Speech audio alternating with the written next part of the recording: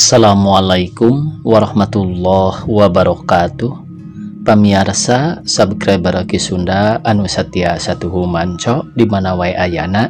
Dina dangat ayana urang neraskeun hanca dongeng nu kasep ngaraja dewek bagian ke-25. Ieu anu nganggitna Ki Masram. Sumangga supados teu nyangkolong teuing kana waktos wilujeng ngadangukeun. Juragan sing emut juragan ari ngagugu nafsu mah nya kitu teh mung moal aya paedahna. Sanaos urang tiasa males dendam tangtos urang oge bakal aya nu ngarah-ngarah deui. Komo ieu sifatna kolonel panuhuten anjeunna teh perwira walana nu ageng kakawasaan geura mangga emut nu langkung paos. Nah tiasa upami juragan males dendam ngabinasa ka anjeunna.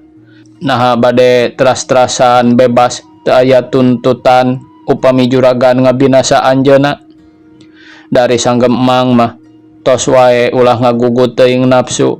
Dan nafsu teh teu aya nu nungtun kana kaleresan, kana kasalametan. Sadayana nafsu mah nyanda kana cilaka sareng kaancuran. Ayeuna juragan nuju mendakat teraos, mugi juragan aya dina kasadaran ulah dugi kakacanda ku nafsu setan. Perkawis tuang putra rupina tos titis tulis bagja salira aranjeuna maot ku jalan aya nu ngabinasa. Nu ngabinasana oge moal jamuga tangtos awal akhir kudu aya nu ngabinasa deui. Pati mung pangeran nu ngagaduhan mugi juragan sadar. Sing emut juragan ulah dugi ka kapangaruhan kajurung ku nafsu nu nyilakakeun. Tapi kitu oge punten wae juragan, emang teh sanes bade kumawantun kasalira juragan. Mang Sogot terus ngelingan atuh juragan Brata Manggala sadar memang benar omongan Mang Sogot teu salah. Memang mang ayeuna mah kukuring ge kapikir, syukur emang gancang-gancang ngelingan ka kuring. Sawangsulna nuhun pisan juragan parantos sadar kantun sabarna we ayeuna mah da pasti boh Asep Parman boh kolonel panuhuten awal akhir mah tangtu cilaka nampi wawales tina sagala kalakuanana. Ari enggeus pamanggih mang kumaha kudu kumaha kuring teh. Nya kedah sabar wae juragan, da upami ngagugu nafsu mah tiasa-tiasa cilaka kasalira juragan ku anjeun. Margi ari walanda mah sanes lawaneun urang, kacuali upami sadayana rakyat urang ngahiji mah buktosna wae ramana Maryam geuning kalah anjeunna dibinasa.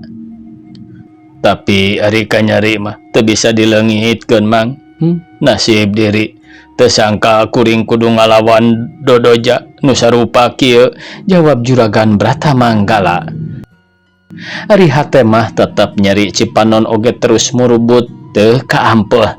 Tinaku ngarasa sedih. Tangtos ari teu ngaraosna mah mung satiasa-tiasa ulah didamel manah margi bilih reksa kana salira. Den Rukyah sareng Den Sutina anjeunna mah tos sidik disuhunkeun deui ku nu kagunganana. Mugi wae arwah aranjeunna aya dina tempat nu dipirido ku pangeran. Nya mudah-mudahan we atuh mang. Hayu atuh ayeuna mah urang ka rumah sakit. Mangga juragan, tembal Mang Sogot. Gancangna carita juragan Brata Manggala sarta Mang Sogot terus ka rumah sakit nyokot mayit Den Rukyah jeung Den Sutina pikeun diurus di Pulasara sakumaha biasana. Malikan deui carita Asep Parman teh saprak lolos tina kepungan walanda. Asep Parman teh kebat terus kabur tapi balik deui nyokot duitna. Geus teu loba leleda karawak peti duit teh dijewang berebet deui lumpat teu puguh tujuan.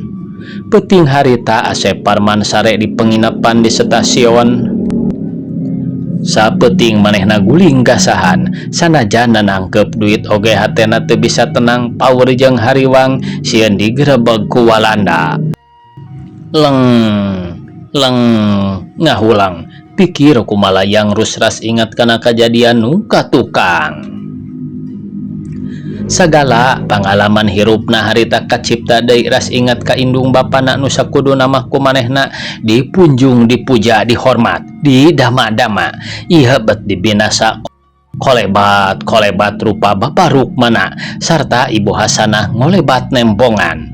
Reup Asep Parman perem beri ngusap banget tapi rupa indung bapana teu bisa leungit tetep wae kabayangkeun anggara katempo asa aya hareupeunana. Les eta breh deui kacipta rupa Maryam urut bebenekna awewe nu sakitu satyana sakitu belana tapi kudu jadi korban gara-gara manehna. Pikirna terus muter ingat kena kejadian nu kamari tilu jelema nu geus nyieun kahadean ka manehna sakaligus jadi korban. Ingat yen si Loreng teh jelema nu gede jasana moal manehna bebas kitu lamun teu jalan ti si Loreng. Moal ngeukepan duit lamun ku jasa si Loreng teu dibere pamulang jasa. Bet kalah Malik dianggap musuh nu akhirna si Loreng teu nemu ajal ditembak ku Walanda. Ras deui ingat ka Den Rukyah jeung Den Sutinah kumanehna kabayangkeun deui kumaha belana Den Rukyah jeung Den Sutinah. Kumanehna karasa tur katarima tapi akhirna duanana jadi korban gara-gara kajahatan manehna. Kitu deui Mang Sogot kumanehna geus dicilakakeun, Mang Sogot nu ngangasuh manehna keur leutik harita disiksa rek dibinasa. Inget kadinya Asep Parman ngaranjug hate dugdeg ratug dadak-dadakan harita manehna kakara sadar yen kalakuanana teh aya dina salah jalan. Nu dipilampahna teh jalan nu pinuh ku dosa reupeurem. Berbayi Cipanon ngalembereh sedih perih kaduhung sagede gunung kaduhung geus nyieun lampah anu teu merenah nu akhirna hirup nu gelis sorangan sobat-sobat sarieun sanajan bener loba duit. Tapi hirup teu bisa tenang unggal menit teu weleh diancam bahaya rek nyumput ka mana rek muntang ka saha. Segruk Asep Parman cerik kakara harita manehna ngaragragkeun Cipanon. Mama, duh mama, ibu, abdi ampun. Abdi hapunten tos kumaha wantun kasalira. Duh Gusti, tobat teuing Gusti. Asep Parman kakara sadar menta dihampura ka kolot-kolotna nu geus eueuh sanajan eling ge eueuh gunana. Da munduk bener oge ti bareto ti waktu kolot araya keneh ayeuna mah ngan tinggal cerikna wungkul, tinggal dosana wungkul. Dug manehna ngagoler nang kuban Cipanon terus murubut maseuhan anggel, pikir teu weleh bingung, hate teu weleh ngarakacak, hirup jadi buronan, kaditu kadia teu bisa bebas, bahaya teu weleh nyampak. Kamana atuh aing nya kudu lumpat demun masih keneh di daerah Bandung mah aing teh teu weleh ripuh. Hayang nyaho we aing rek ka Sumatera da duit mawa asal salamet datang ka ditu tangtu aing hirup bebas tur senang jadi saudagar. Isukan oge aing indit mudah-mudahan wae diri aing aya dina kasalametan. Duh mama, ibu doakeun abdi bade lunta ngumbara. Gerentes hate Asep Parman akhirna gilig rek indit ka pentas. Isukna kira jam 4 subuh Asep Parman geus hudang terus ka cai. Beres di cai terus ngentepan papakean jeung barang-barang nu sejena. Sanggeus beres mayar urut sarena manehna kaluar ti panginepan maksud rek terus ka stasiun kareta api. Teu kacaturkeun di jalanna pamiarsa Asep Parman geus asup ke jero stasiun gura-giru manehna meuli karcis keur jurusan Jakarta. Dina hatena geus diniatan mun geus datang ka Jakarta rek terus ka Tanjung Priuk rek kena kapal ka Pulau Sumatera. Mungguhing aya di jelema jahat sanajan sakumaha pinter oge tetep we akhirna mah kudu narima wawales tina kalakuanana. Eueuh jelema jahat nu terus jaya salamet teu kena hukuman. Memang geus kitu hukuman pangeran nu jahat mah kudu cilaka menang hukuman anu satimpal. Kitu deui jeung Asep Parman. Sanajan teu samemehna terus-terusan jaya harita geus waktuna kena ku apes. Poe eta geus kudrat ilahi yen Asep Parman kudu cilaka. Geus kieu ceuk nu ngadongengkeunana. Waktu Asep Parman antri rek ngaliwat pameriksaan karcis Didinya teh geus biasa dijaga ku soldadu walanda. Kabeneran wae nu ngajaga harita teh anak buah Kapten Jetzel nu geus apal kana paroman jeung dedegan Asep Parman. Atuh si soldadu ngaranjung red netep terus nyidik-nyidik ke Asep Parman. Barang Asep Parman ngasongkeun karcis ku si soldadu kalah ditewak. Koe ya yang nama Asep Parman? Si soldadu bari metot Asep Parman keluar tina antrian jelema loba. Puguh Asep Parman rewas kacida. Awakna jadi ngeleper. Kuring mah lain Asep Parman. Teuing teu wabuh jeung ngaran Asep Parman mah. Jawabna bari siap-siap rek neangan pilumpateun. Wes, jangan bohong ya. Saya sudah hafal sama tampang pencat seperti kowe. Ayo ikut ke kantor, Si soldadu bari rek ngebangkol dengan Asep Parman, tapi harita Asep Parman gancang nerejal. Lepaskeun boleh, lepaskeun. Asep Parman bari narik deui leungeunna sot lesot tina penyakal si soldadu. Geus teu loba miceun waktu deui. Berebat Asep Parman lompat deui keluar di jero stasiun jadi ribut. Nu keur antri karcis paburencai mepet ka sisi. Hai, tangkap! Tangkap! Ayo, ayo tangkap! Si soldadu gegeroan ka batur-baturna. Asep Parman terus lompat keluar barang rek turun pisan ka jalan manehna ngarengkog sabab hareupeunana geus ngajega dua soldadu ngahalangan jalana. Gabruk si soldadu teh dirontok barang ku Asep Parman rek dibantingkeun. Soldadu nu hiji deui newak sirahna. Karawak! Hak! Asep Parman didengkek satakerna. Terjel Asep Parman nerejel, tapi ku si soldadu kalah beki didengkek pageuh. Veldom, kue mesti mampus sekarang Inlander. Cek si soldadu nu hiji deui bari cekuk nenggel banget Asep Parman. Sanajan kitu Asep Parman teu pondok pangharepan satekah polah manehna ngayakeun perlawanan pikeun bisa lolos ti dinya. Leungeun Asep Parman obah ka tukang kep kana punduk si soldadu. Lap Asep Parman ngadongkokeun awakna. Tanagana ditakar juralit. Bruk si soldadu ngacuralit ka hareup terus nangkarak bengkang. Dumeh ku Asep Parman dibantingkeun satakerna. Asep Parman rek lompat deui tapi samemeh bisa ngalengkahkeun suku. Gabruk ku soldadu dirontok.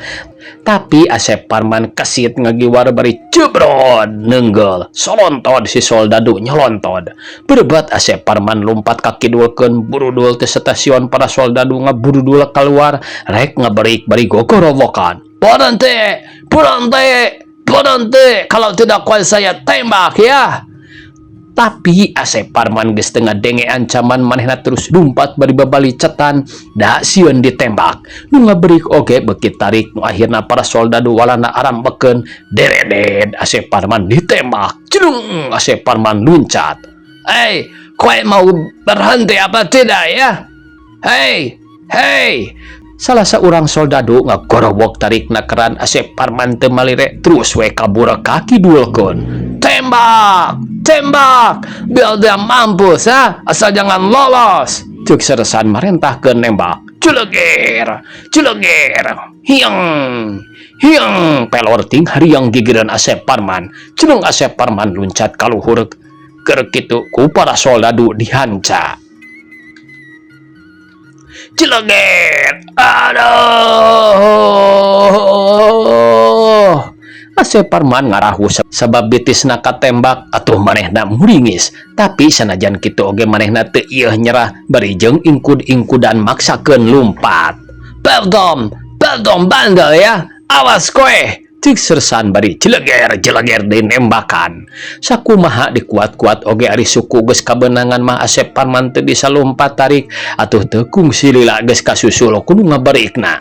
Salingker Asep Parman nyalingker dina gang serog hiji soldadu numpang heulana kadinya barang ngareret ka Asep Parman terus nodongkeun bedilna bari pok ngomong. Keluar koe. Awas melawan saya tembak. Lalaunan Asep Parman keluar ingkud-ingkudan bari banget muringis barang geus deket. Jedeng teh luncat ngababuk banget si soldadu. Gorowok si soldadu ngagorowok. Bro we nambro. Berabat deui Asep Parman lompat tapi kakara oge pupuluhan meter. Jeleger kubrag manehna nangkuban. Bari gegerungan semunu nyerieun pisan. Oreng teh ping-pingna kabeunangan. Kakara oge rek hudang deui di sakurilinganana geus ngajajar soldadu wungkul atuh puguh Asep Parman teu bisa deui kumaha. Hate ratu bedugdag miinget ka indung bapa berebay cipanon ngalembereh maseuhan pipina jung nangtung awak baseuh ku kesang campur jeung getih. Hahaha, coba sekarang kowe lari lagi ya. Sersan bari srog ka hareup cekuk nenggel bet siga nu panasaran hayang nyiksa heula. Ari Asep Parman ngan bati ngarahuh da ngalawan mah jajawuheun jebrod deui nepi ka akhirna Asep Parman ngalehleh teu walakaya. Cepat bawa ke kantor. Gancangna carita Asep Parman dibawa ka kantor dipasrahkeun ka Kolonel Panhoten teu kacaturkeun kumaha bungahna hate Kolonel Panhoten harita. Nu penting Kolonel Panhoten teh mere hukuman nu kacida beratna ka Asep Parman. Isukna Asep Parman dikirim ka Nusa Kambangan.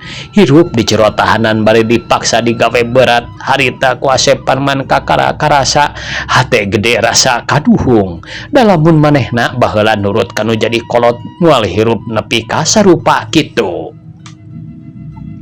Geus sataun Asep Parman aya di Nusa Kambangan, manehna geus aral ngarasa teu kuat. Nepi ka hiji waktu Asep Parman nyoba-nyoba kabur tapi dasar nasib keur suwe niatna kanyahoan.